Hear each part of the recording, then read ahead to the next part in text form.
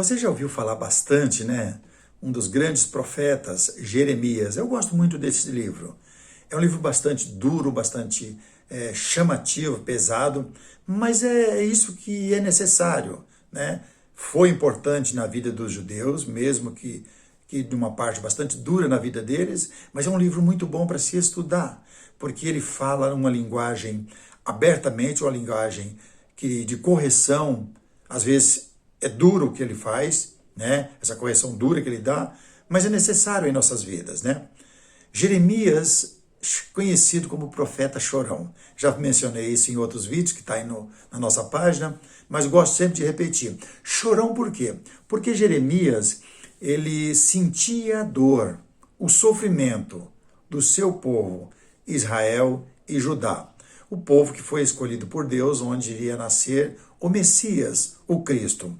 E aqui no capítulo 17 do livro de Jeremias, ele faz uma outra correção muito dura ao povo, falando sobre o pecado, sobre o mal que estava causando a cada pessoa. E eles não estavam percebendo que eles estavam cavando a própria cova. A sua ruína, a sua destruição estava chegando por causa do pecado e eles não param para dar ouvido ao profeta. Então o profeta muitas vezes chorava e sentia a mesma dor que esse povo estava esperando e com os olhos fechados. Na verdade, estava para receber, porque Deus foi enchendo a sua medida, foi enchendo, até uma hora que Deus falou, agora chega, agora vocês vão ser levados de uma forma muito bruta e cruel para a Babilônia, para o sofrimento. E muitos vão ser mortos e vocês vão perder a regalia que vocês têm, seus príncipes, seus jovens, suas jovens, seus velhos, as mulheres, vários vão ser mortos e vai ser espalhado por toda a Babilônia. As famílias vão ser destruídas e espalhadas. E isso aconteceu, né? E nós podemos observar que Jeremias não é culpado, porque ele é o homem de Deus. Jeremias estava no meio, né? Ele diz no versículo 1 do capítulo 17 do profeta Jeremias, que o pecado de Judá está escrito como um ponteiro de ferro e com diamante pontiaguda, gravado na tábua do seu coração e nas pontas dos seus altares. Seus filhos se lembram dos seus altares e dos seus postes ídolos junto às árvores frondosas sobre os altos outeiros. Ó monte do campo, os teus bens e todos os teus tesouros darei por presa, como também os teus altos por causa do pecado em todos os teus territórios. Assim por ti mesmo te privarás da tua herança, que te dei, far-te-ei servir os teus inimigos, na terra que não conheceis, porque o fogo que acendestes na minha ira arderá para sempre. Assim diz o Senhor, maldito o homem que confia no homem, faz da carne mortal o seu braço e aparta o seu coração do Senhor. Porque será como o arbusto solitário no deserto e não verá quando vier o bem. Antes morará nos teus lagares secos do deserto, na terra salgada e inabitável. Bendito o homem que confia no Senhor, cuja esperança é o Senhor. Porque ele é como a árvore plantada junto às águas que estende as suas raízes para o ribeiro e não receia quando vem o calor, mas a sua folha fica verde e no ano da sequidão não se perturbará, nem deixa de dar o fruto. Enganoso é o coração, mais do que todas as coisas, desesperadamente corrupto, que conhecerá. Eu, o Senhor, esquadrinho o coração, eu provo os pensamentos, e isso para dar a cada um, segundo o seu proceder, segundo o fruto das suas ações. Maldito o homem que confia no homem. Os seus dias estão chegando. Vocês acenderam um fogo na minha ira e esse fogo não vai apagar. É muito triste isso, de saber que o homem pode, ele mesmo, ir cavando a sua própria sepultura para o sofrimento na sua vida. Por que tudo isso? Por causa da desobediência. Eles confiavam no homem, mas não confiavam nas palavras do Senhor ou no Senhor. Quando ele diz no versículo 8, essa bem-aventurança aqui, versículo 7, 8, ele está citando o Salmo número 1, né, fala das árvores, mas bendito o homem que confia no Senhor. Confiar no Senhor é esperar no Senhor. Para nossa confiança ser perfeita no Senhor, devemos entregar as nossas dificuldades, os nossos sofrimentos ao Senhor e esperar. E ao mesmo tempo buscar no Senhor as coisas que devemos praticar para que possamos agradar a Ele. Judá, nesse momento, não estava seguindo os ensinos do Senhor. Judá, nesse momento, ele estava, pelo contrário, acendendo a ira mais e mais na presença de Deus. Por isso ele fala que vocês vão ser levados para o deserto, para o lugar distante, e ele fala que aonde vocês vão estar é como se fosse um calor intenso, vocês não vão ter refrigério que possa melhorar a sua vida e vocês vão estar perdendo aquilo que eu dei para vocês. É por isso que o apóstolo Pedro faz menção, agora na nova aliança, para tentar nos ajudar, né? Ele, na verdade, faz um forte apelo para os irmãos que tinham sido dispersos por causa da perseguição na igreja. São os forasteiros da dispersão que estão espalhados em vários lugares, porque a igreja espalhou. A primeira perseguição em Atos capítulo 8. Nós podemos observar que aqueles irmãos que haviam se convertido tiveram que fugir rapidamente, mas não porque estavam desobedecendo a Deus. Foi um plano de Deus para que eles pudessem voltar e levar a mensagem do Senhor no seu coração e na sua mente para outros cantos do mundo daquela época. Não porque tinham pecados, né? E que nós podemos observar que quando Pedro faz esse forte apelo para esses irmãos a se esforçar para se converter de verdade ao Senhor. É isso que Jeremias está fazendo lá. O tempo todo no livro de Jeremias você vai ver, é o mesmo que Pedro, né, repete a mesma palavra, porque lá eles eram super religiosos na época de Jeremias, mas o coração estava longe de Deus. Aqui, quando Pedro faz essa forte alerta para os irmãos, é para eles não só continuar com o nome ou com aquela fachada que somos de Deus, mas no coração e na mente que estava servindo ao Senhor. Pedro faz de uma forma bonita, ele expressa bem expressado. Isso é para a igreja, irmãos. A igreja hoje não é para a época do judeu. A época do judeu era Jeremias, né? Para não ser apanhado pela morte física, no caso de Pedro, e não ter como voltar atrás. Na época de Jeremias, eles foram apanhados pelo exército que veio do lado de Nabucodonosor e não teve chance, porque a cidade foi cercada e houve aquela grande confusão, muita coisa, e foi difícil para eles. A passagem que eu estou falando está em Pedro capítulo 3, primeira carta de Pedro capítulo 3, no versículo 8 ao 12.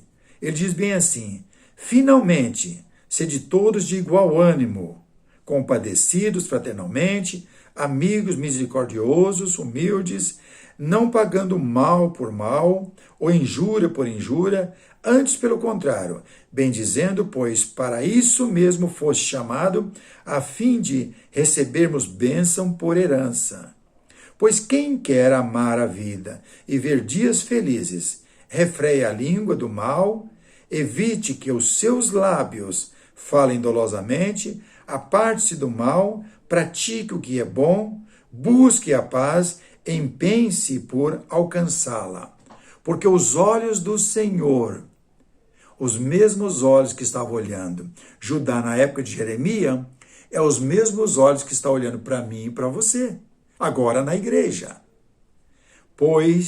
Porque os olhos do Senhor repousam sobre os justos, e os seus ouvidos estão abertos às suas súplicas, mas o rosto do Senhor está contra aqueles que praticam males. Será que na época de Jeremias os judeus estavam praticando males? Tudo que nós fazemos que não é de acordo com o que Deus está nos ensinando, estamos praticando males. E os olhos do Senhor que estavam olhando o mal que estava praticando Judá na época de Jeremias, é os mesmos olhos do Senhor que está olhando para as pessoas que estão praticando males nos dias de hoje. Aí você pode pensar, mas eu não mato, eu não roubo, eu não sou traficante, eu não faço. Preste bem atenção. Se você não está praticando o que Deus tem ensinado, você está produzindo males. Os olhos do Senhor estão contra aquelas pessoas. Agora, a pessoa que se coloca para praticar a justiça que vem de Deus, através dos seus ensinos, os olhos do Senhor estão sobre os justos. Ainda, nesta mesma carta, capítulo 4, versículos 7 ao 11, observe como o apóstolo aqui menciona algo que para nós é muito importante, para mim e para você. E eu quero chamar a atenção mais uma vez nessas 3 passagens que nós estamos usando hoje. Jeremias 17, primeira carta de Pedro, capítulo 3, do versículo 8 ao 12, e agora, ainda na primeira carta do apóstolo Pedro, capítulo 4, versículos 7 ao 11. Ora, o fim de todas as coisas está próximo. Sedes, portanto, criteriosos e sóbrios, a bem das vossas orações. Acima de tudo, porém, tendes amor intenso para com os outros, porque o amor cobre multidão de pecado.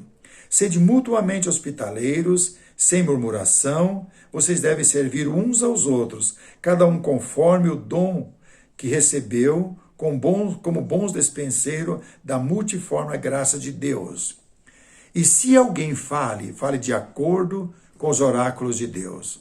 E se alguém serve, faça-o na força que Deus supre, para que em todas as coisas seja Deus glorificado por meio de Jesus Cristo, a quem pertence a glória e o domínio pelos séculos dos séculos. Amém. O que Deus tem feito aqui? O lado que está Deus é o lado que nós vamos desenvolver em nossas vidas a prática do bem, primeiro na obediência aos ensinos que o Senhor Jesus deixou para nós nos dias de hoje. Segundo ponto, para mostrar o amor que nós temos para com Deus, é viver uma vida santa, digna, no meio de uma geração corrupta e perversa, uma geração que não está preocupada em servir ao Senhor. E é assim nos nossos dias hoje. Quando eu falo de uma geração corrupta e perversa, estou falando de pessoas que se dizem pessoas religiosas, que não querem servir segundo os ensinos que Jesus deixou. Por isso ele diz, devemos desenvolver a prática. Para desenvolver uma prática, para ser uma pessoa justa diante de Deus, precisamos dele. É ele que nos dá as instruções para ser moldado esse corpo, para deixar de ser um corpo corrompido pelo pecado, mas uma nova criatura, nascendo de novo, da água e do Espírito, e fazendo parte da sua grande família, e esperar no Senhor as instruções que vêm das santas palavras da Escritura Sagrada, para a gente poder crescer e ser verdadeiros servos do Senhor. É assim. E não sermos apanhados, porque o destruidor vem, o vingador vem, do mesmo jeito que foi para os de Judá e Jerusalém naquela época do profeta Jeremias. Tenha certeza que vem para nós também. O fim está chegando. Hoje estamos mais próximos do fim do que quando Jesus estava aqui na terra, do que quando o apóstolo Pedro está mencionando estas palavras. Por que o fim está chegando? Porque nós sabemos que Deus está completando a sua grande família. Ele ainda não voltou, porque ele esperava que eu me convertesse a ele, e espera que você se converte a ele verdadeiramente, e outras pessoas dos quais nós estamos pregando a sua palavra, que ainda estão aceitando Jesus como Senhor. Mas vai chegar uma hora que ele vai colocar um ponto final. E aí o vingador vem para destruir, porque tem muitas pessoas juntando brasas vivas, fogo na presença do Senhor. E esse fogo vem. É o fogo que se fala em Apocalipse, onde o fogo não se apaga. Jesus falou isso também no Evangelho. O verme nunca morre. É um fogo e a sua fumaça do sofrimento sofre de século após século o sofrimento. E é assim. Eu não quero pagar para ver, então eu prefiro hoje procurar na minha simplicidade, descobrir o que Jesus tem ensinado e praticar. Não quero esperar no final para ver se é verdade ou não. Mas se você quer desafiar a Deus, espere até o final. Continue praticando doutrinas erradas, sem se preocupar com Deus. Continua não querendo servir a Deus, você vai receber essa má notícia, esse sofrimento. Só que aí é tarde demais, porque você não foi educado enquanto houve a oportunidade. Que Deus nos ajude, nos abençoe a manter firme a palavra do Evangelho em nossas vidas. Eu oro para que você tenha essa mesma atitude. Examine se você não está praticando coisas erradas, como os da época de Jeremias. Rejeitou o profeta e confiou mais no homem e não confiou na palavra que veio do Senhor. Na nova aliança, muitos confiam mais no homem do que na palavra do nosso grande profeta, o nosso grande Senhor, que é Jesus Cristo. Que Deus nos ajude. Se você já está praticando o que é bem, o que é bom, o que é bem, que Deus o abençoe. Se você ainda não está, corrige. Mas seja o mensageiro do Senhor. Se está ajudando você, essas mensagens, envie para outras pessoas enquanto há tempo. Se você só está visitando a nossa página, seja sempre bem-vindo. É um prazer poder ajudar você a crescer na santidade do Senhor. E assim vamos caminhar juntos para aquele grande dia, o grande da vitória para sempre, que é estar com o Senhor nos céus, ao lado do Senhor Jesus Cristo, hoje e sempre.